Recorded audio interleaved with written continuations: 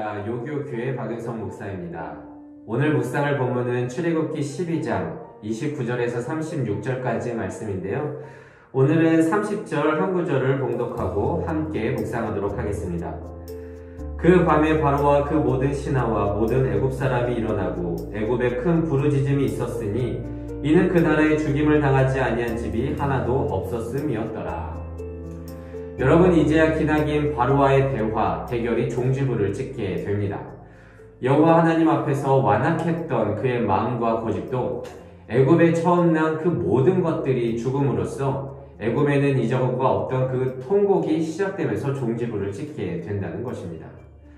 그런데 여러분, 생각해보면 이 첫째를 잃게 되는 이 마지막 재앙은요, 이 마지막 통곡은 없을 수도 있었습니다.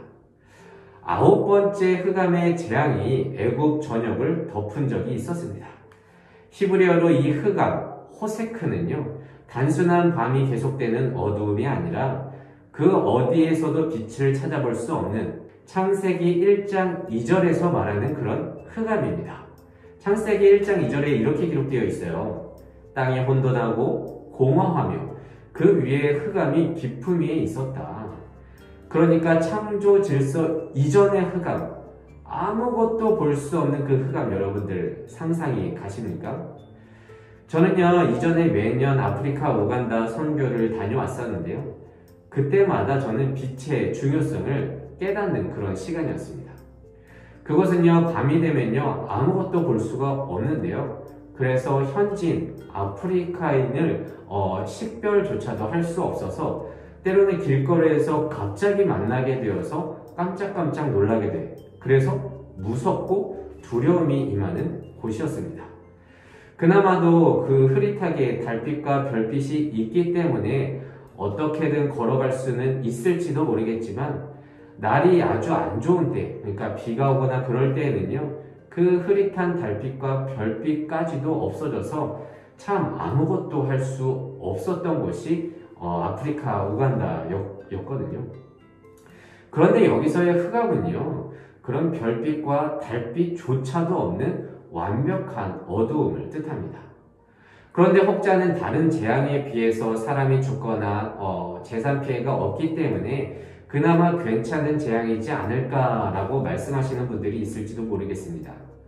하지만 당시의 삶과 신앙관의 관점에서 보았었을 때에는 이 흑암 재앙은 이전의 재앙과 비교할 수 없는 아주 심각한 재난이었는데요. 왜냐하면 애굽의 최고신은 태양신, 그리고 그 태양신 레의 아들이 다스리는 그 애굽에는 생명의 원천으로 여기는 그 태양과 그 빛이 결코 사라지지 않을 것이라는 믿음이 있었기 때문에 제일 두려운 것이죠, 이게. 그런데 흑암으로 말미암아 그들이 평생 믿었던 태양신과 그 레의 아들 바로가 패배하고 말았던 것이기 때문에 그 어느 재앙보다도 심각하다고 볼 수 있습니다. 그렇게 그 애굽에는요, 3일 동안 흑암이 덮였고요. 바로에게는 그 3일 동안 선택의 기회가 주어졌습니다. 그러니까 흑암 상태가 지속되는 가운데 고집을 부리고 이 어둠 가운데서 자신의 인생을 끝마침할 것인지, 아니면 하나님께 항복함으로써 새로운 빛으로 나아올지 말입니다. 그런데 바로는요, 그 흑암 속에서도요, 머리를 굴리게 됩니다. 그러니까 마지막까지 계산을 하게 되는데요.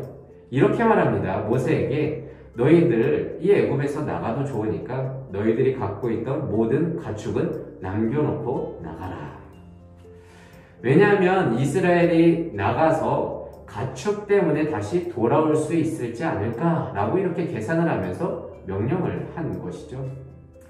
이렇게 바로는 마지막까지, 그 마지막의 선택까지 머리를 굴리면서 하나님께 항복을 하지 못했고, 그 선택의 결과는 오늘과 같이 모든 첫째 난 것이 죽게 되어서 애굽 전역에 통곡이 일어나는 아주 안 좋은 결과를 초래하게 되었습니다.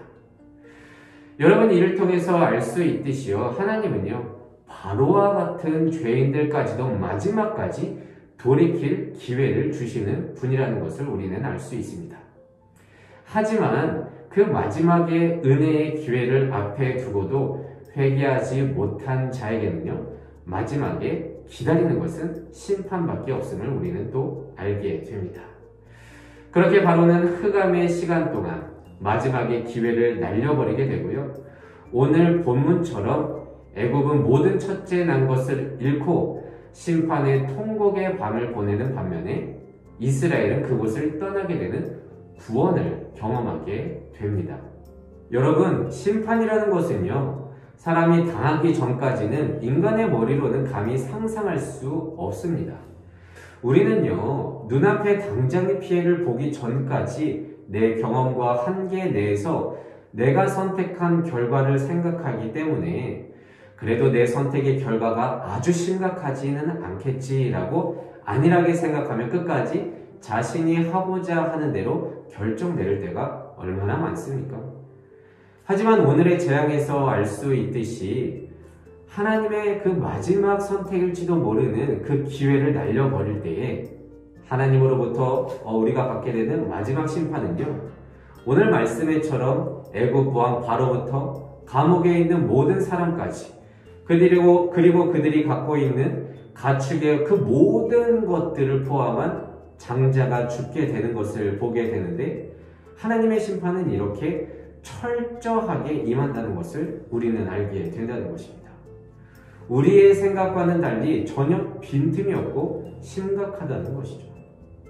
그리고 그 결과는 나중에 후회하더라도 돌이킬 수 없는 통곡의 밤이 됨을 우리는 깨달아야 합니다. 그런데 여러분들, 여기 참 아이러니한 기록이 있는데요. 바로는 그런 장자의 죽음, 그 10가지 모든 재앙을 당하고 나서야 밤에 급하게 모세와 아론을 불러서 이렇게 말합니다. 32절입니다. 나를 위해서 축복해달라. 참 이상하죠? 아마도 이런 최악의 재앙을 경험한 후에야 후회하면서 지금이라도 하나님에 대한 이렇게 축복의 보호를 구하고 있는 모습인 것입니다. 그런데요, 누가복음 16장에서 죽은 나사로와 부자의 이야기에서 알 수 있듯이 심판 후에는 다시 구원의 쪽으로 가고 싶어도 그 사이에는 큰 구렁텅이가 있어서 건너갈 수 없듯이 아무리 심판 후에 후회를 할지라도 돌이킬 수 없고 때는 이미 늦었다는 것을 우리는 알아야 합니다. 그래서 마지막 재앙을 경험한 그 바로의 모습을 통해서 우리의 삶과 신앙을 돌이켜보기를 원합니다.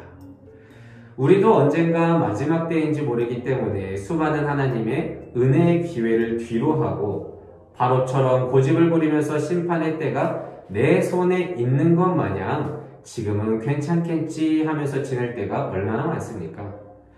하지만 그것은 내 결정 안에서 만들어진 불확실한 그리고 불온전한 결과일 뿐입니다. 그래서 우리는 그날이 도적같이 온다고 하듯이 오늘이 마지막인 것처럼 매 순간 창조주 하나님을 믿는 믿음 가운데 말씀에 순종하는 겸손한 삶을 살아야 할 것입니다. 그래서 오늘은 이렇게 기도하길 원합니다. 하나님, 바로와 같은 죄인일지라도 마지막까지 돌이킬 기회를 주시며 은혜를 베푸시는 그 하나님을 보면서 나의 신앙을 돌아봅니다. 우리도 여전히 바로와 같이 9번째 흑암의 재앙 속에서도 나의 유익만을 계산하면서 결국 심판을 당하는 결정을 내리지 않을까 참 두렵습니다. 하나님, 주의 심판은 빠져나갈 수 없이 철저하게 임함을 보고 매 순간 지금의 마지막 기회라고 여기면서 하나님께 순종하며 주의 길을 걸어갈 수 있는 온전한 그리스도인 청년 되게 하여 주시옵소서. 그래서 오늘도 이 말씀을 붙들고 한날 승리하면서 나아갈 수 있는 우리 모두가 되시기를 진심으로 소망합니다. 기도하겠습니다. 이 세상의 모든 청년의 인생을 사랑하시는 하나님 감사합니다. 마지막 최종 심판인 모든 첫째된 것을 죽음을 겪고 나서야 창조주 하나님께 무릎을 꿇고 마는 바로를 보며 나의 삶과 신앙을 돌아봅니다. 하나님, 우리도 바로처럼 마지막까지 머릿속에 계산기를 두드리며 심판이 코앞에 다가왔어도 괜찮을 거라 여기며 잘못된 결정을 하고 있지는 않은지요. 이런 우리를 긍휼히 여겨주시고 하나님의 심판은 철저하며 다시는 돌이킬 수 없음을 깨닫고 매 순간 믿음 가운데 겸손히 주를 섬기며 말씀에 순종하는 우리 될 수 있도록 인도하여 주시옵소서. 감사드리며 이 모든 말씀 예수님의 이름으로 기도드립니다. 아멘.